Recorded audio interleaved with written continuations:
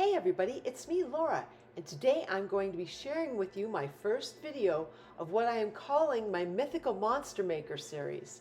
By creating this first monster right here. In this series I plan to not only do these fun little monsters, but other mythical creatures such as fairies, demons, hobgoblins, and so on. Some you will commonly know, and yet others will be coming straight out of my imagination. This first video is longer than some of my previous videos on polymer clay, and it is why I have split this into two videos overall, where the other half will be coming next week. I will also be doing some commentary in this video, but there will be many times where just a musical background will play, giving you the opportunity to enjoy the creating my hands will be doing right in front of you, forming this first mythical monster with many more of those to come.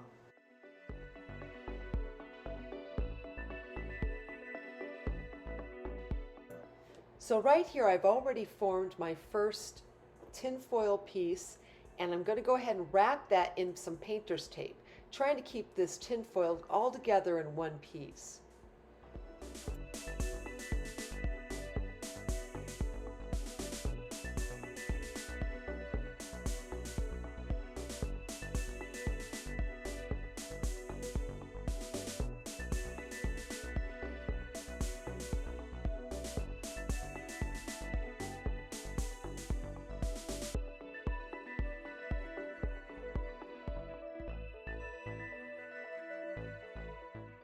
Okay, so right here I'm taking my tinfoil body and I'm going to go ahead and wrap this in polymer clay. And it really does not matter, at least to me it does not matter what kind of clay I'm using. This was a granite type clay that I had just lying around. I had extra of it, so I'm going to use that. I've used scrap clay before, I've used color clay. You know, really a lot of times I really like using scrap clay because then it's like I can use it up, and this is a great method of being able to do that. You can also use Super Sculpey in doing that. I've heard other people suggest using Super Sculpey. To me, it really doesn't matter, and part of the reason is because I'm going to go ahead and I'm going to paint this form anyway. So since I'm going to paint it, it really doesn't matter what color the clay is.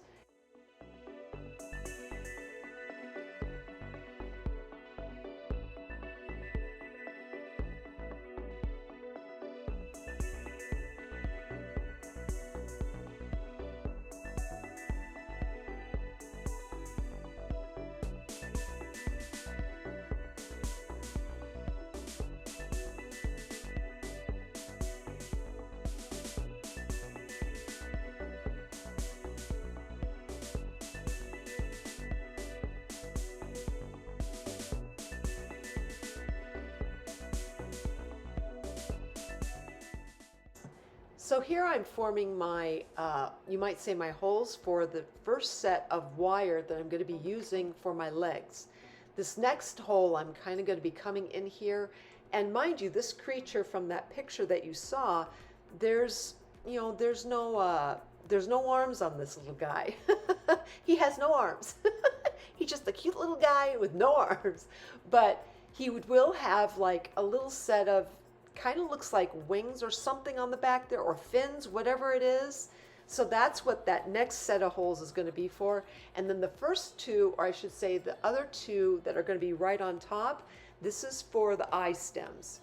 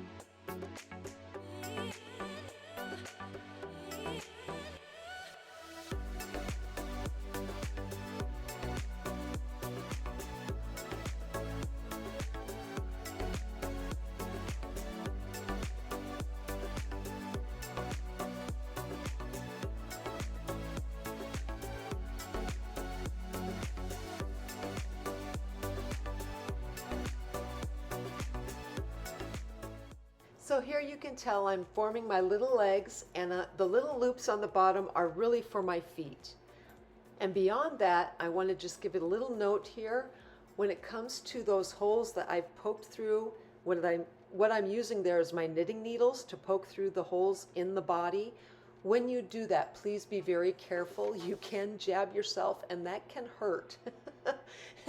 You will probably notice here in a little bit that in doing so, I had to go and put a Band-Aid on my finger. So just a quick note, be careful when you try to, poke through that tinfoil. It is pretty tough.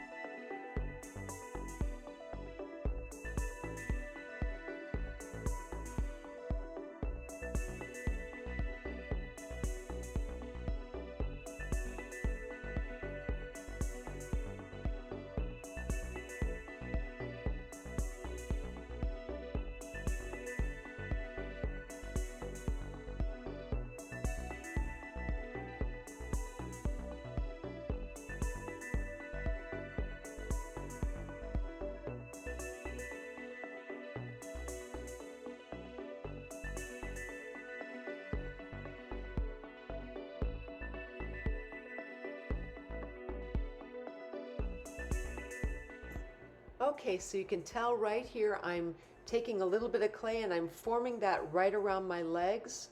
And my legs were a little bit shorter than what was intended, but I really liked how it worked. And part of it was just it made the balance of the little creature so much easier. So I thought that's okay because there's a little bit of improv going on here. I'm not going to go exactly with my picture. I want to go ahead and put my own personality into this piece and be able to do my own little thing.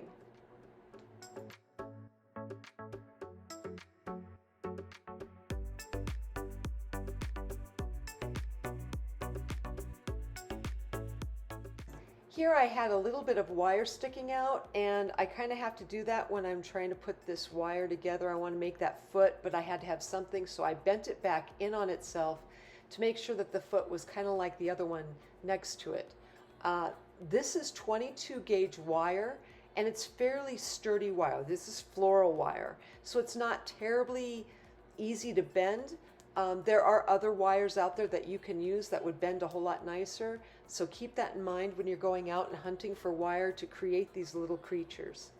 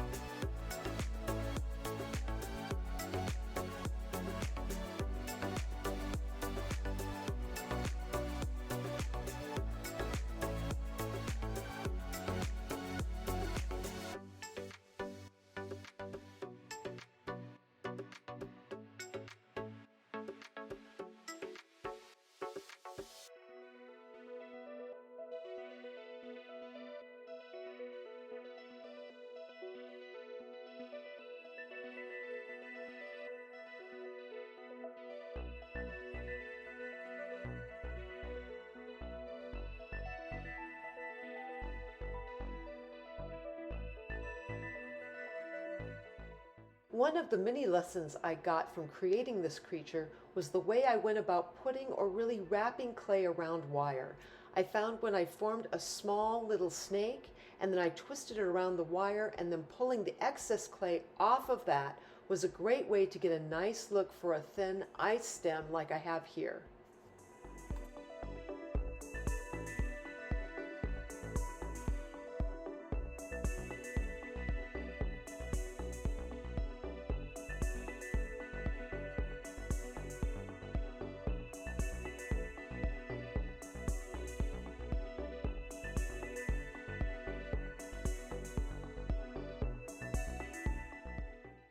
Now this is a strong reason why I like to have some kind of armature underneath or inside of these creatures.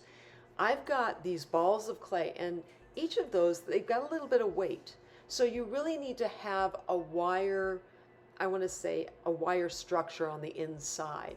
It can handle the weight of any kind of really heavier piece of clay. If this was just clay on those stems there, there'd be no way that that ball can just sit out there and be okay. It would just kind of fold over eventually because there's no support. So having a wire structure inside that tinfoil makes a big difference.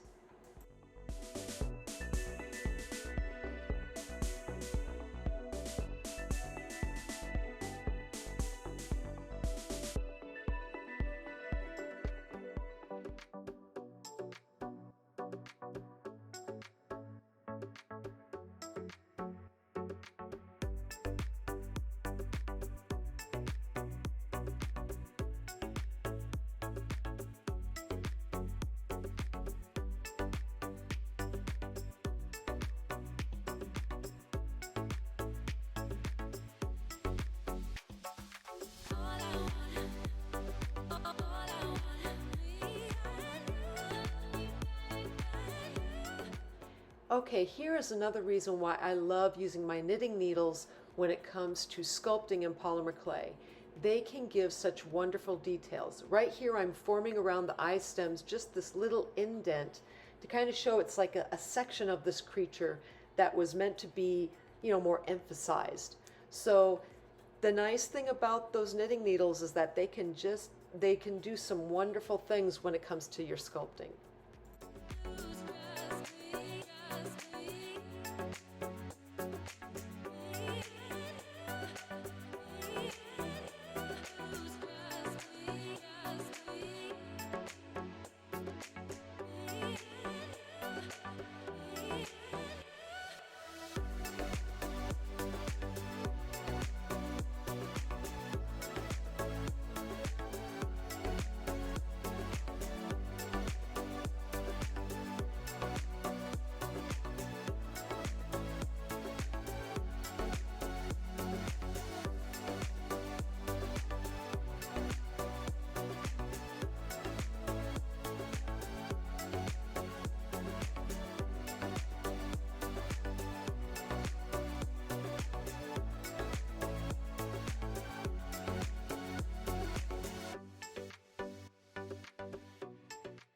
Okay, here I'm bringing in this very interesting element. I'm using a scissors to make my pincher mouth. And that's right, I just created like a teardrop type form and then just cut right into that teardrop, and this gives you an automatic little pincher. It works great.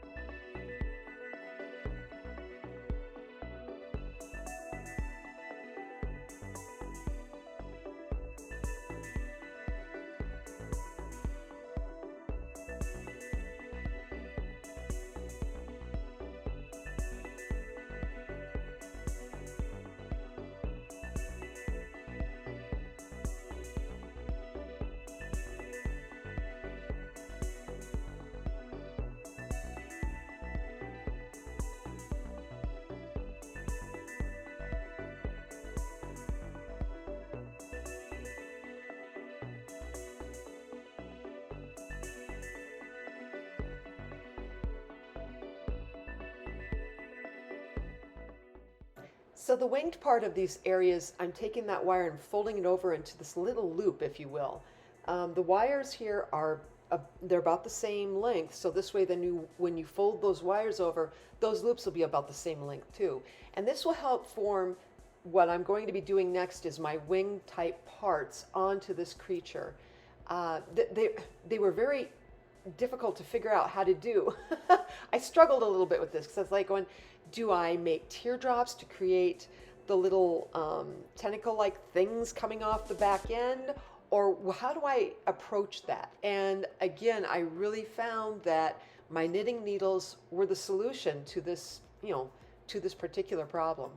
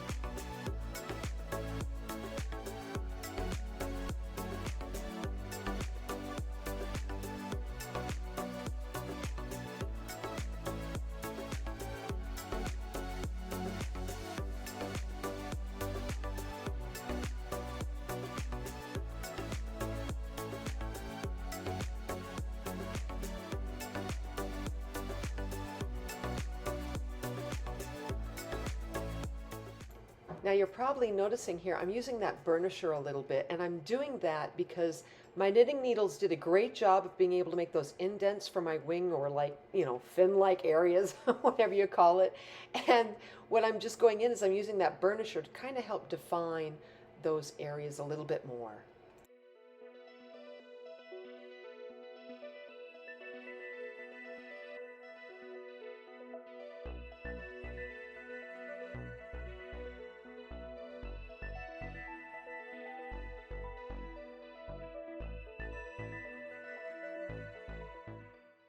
And here you're noticing I'm putting a little snake-like rope around those winged areas.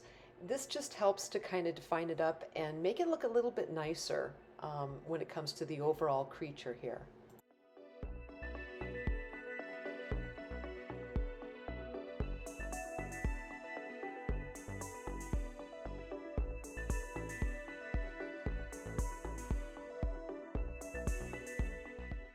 To cover up my cut marks from the small little logs I wrapped around my fin wing features, I made two little balls, poked them with my knitting needle, and then when I get to the end of this creature, I can place two little pointed backed rhinestones in them.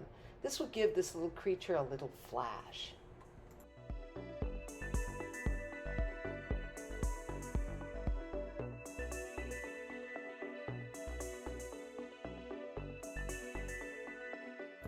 Here, as you can tell, I'm creating 4 little logs, and this is going to be just a small detail I've decided to put around the feet. I'm putting around the toes. I've noticed that in the picture, the toes are kind of a little bit lighter in form, so I thought somehow I want to emphasize that, and I don't necessarily want to do that strictly just with paint. I want to go ahead and do that with a feature too. So I'm putting these little raised areas on the toes, and I think it'll be a nice feature to this creature.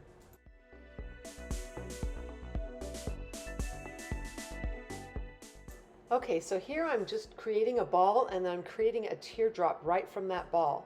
And I'm going to go ahead and create the tail on this creature. It was kind of like a little, a poison pod or whatever you call it. And so I'm twisting this up, and I'm taking the more bulbous end, and I'm making it more into a point. I figure, this thing is going to be kind of interesting. We're going to take a needle tool and we're just going to roll it pretty much right over, end over end, or right over the top of that down the side. So it's going to go with lines vertically down the sides. And then I'm going to split that into sections. Overall, I wound up with like about 6 sections together. And then I figure, well, we'll go ahead and we'll take that little button that I have there on the surface, put the 2 pieces together, and that will form our tail. Now, I went ahead and when I baked this thing, I made sure that I baked the tail separately because it was a little bit heavy, and I thought I don't want it to bend the tail too much because the tail is a little bit, it doesn't have as much support there.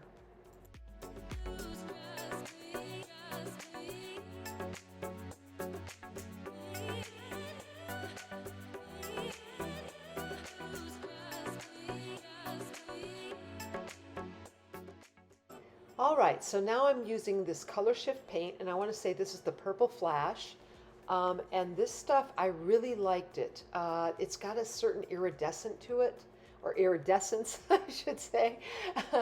And when I painted this, on my creature, I was like, I love this paint. It's so fun because when you turn it one way or another, there's a little bit of a different color that comes through other than just a plain purple. So yeah, I went ahead and I painted the whole thing in this particular color.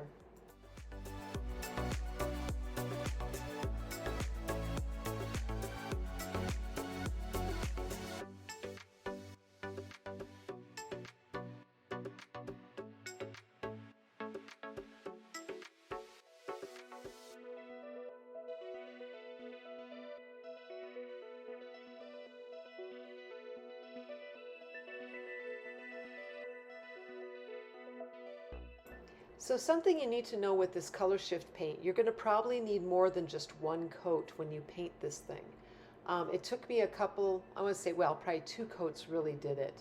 But to really get that color to come out from this color shift paint, you're going to need probably definitely more than 1 coat.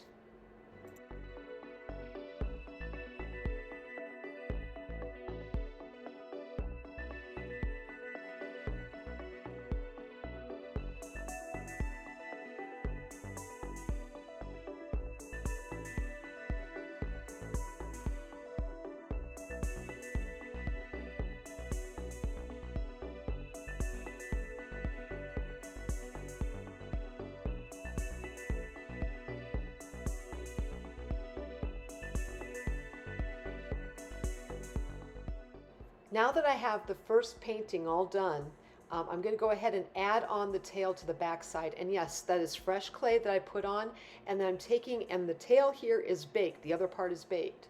So I'm going to go ahead and do that, and then I decided to go ahead and use a little bit more clay, and we're going to create 2 balls, and we're going to put them on either side of this tail. And once I do that, I'm just going to glue it in too. I like to glue this in because I'm going to rebake it again with these particular pieces attached on this time. And once I have that in, I'm going to go ahead and use my knitting needle, poke in the balls on these particular, on the tail. I've got one on the back side too. I forgot that guy. But on each of those little balls that I've pressed on there, I went ahead and my knitting needle, just made a little bit of a hole in each one of them.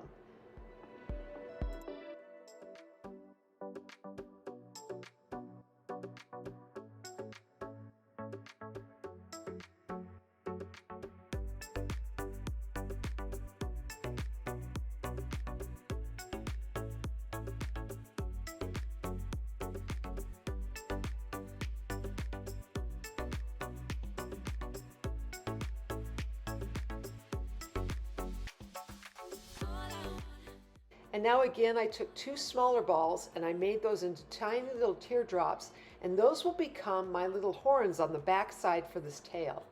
Once I have those in place, I will then bake this creature yet again and then paint the tail with that same color shift paint, and then the tail will then match the rest of the body of this little monster.